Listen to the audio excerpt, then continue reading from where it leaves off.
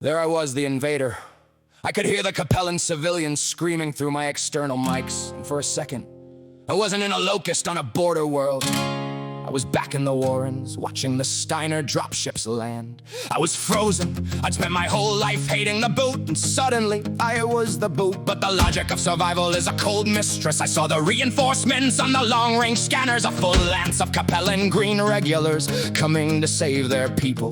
We were 5 mechs and Mercenary gray markings, sitting in the middle of a city we'd just broken. We were dead men, unless I looked at that warehouse again. Industrial enamel, Capellan Forest Green. I told the crew, strip the decals, we're changing sides, sort of.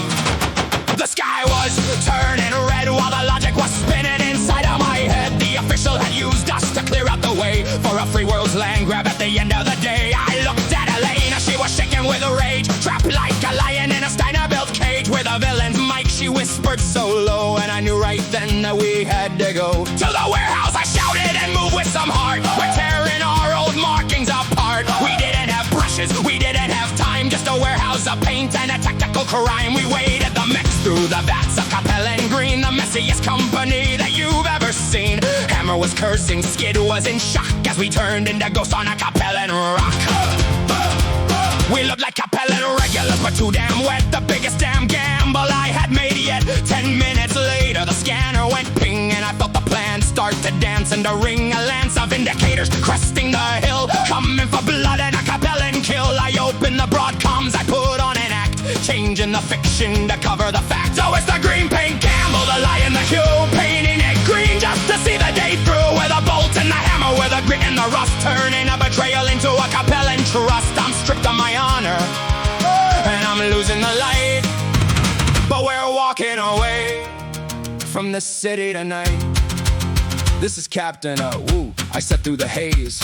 The invaders are caught in the maze. We've driven them back to the city square floor. They're pinned in a corner, they're looking for more. The Capellans believed that they ran for the bait, marching their mechs through the city center gate. They walked in a line, they walked in a row, right into the trap that was waiting below. I get the signal, we open the fire, tearing their armor with a green paint wire. A 10-meter range, we couldn't go wrong, ending the battle before it got long. The Vindicators fell in the thunderous smoke while I sat in the cockpit. It felt like a joke. The liberators were dead by a mercenary's hand, and I was the king of a blood-spattered land.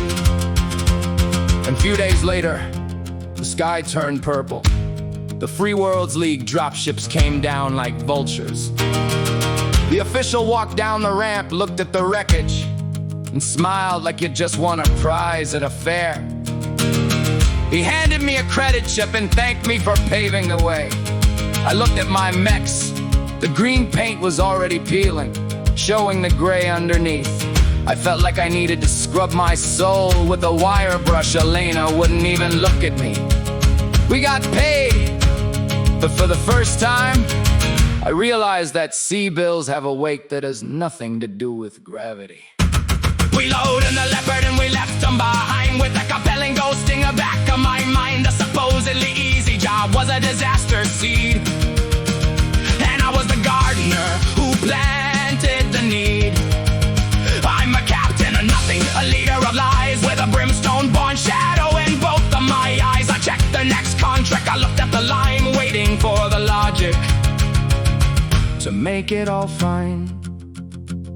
So we had the sea bills enough to fix the sensors and buy a round of real steaks for the crew. But the air on the ship felt like it was made of lead. Elena spent the whole jump to the next rock recalibrating her neuro helmet, just so she wouldn't have to talk to me. I thought I'd learned my lesson. I thought I'd be smarter next time.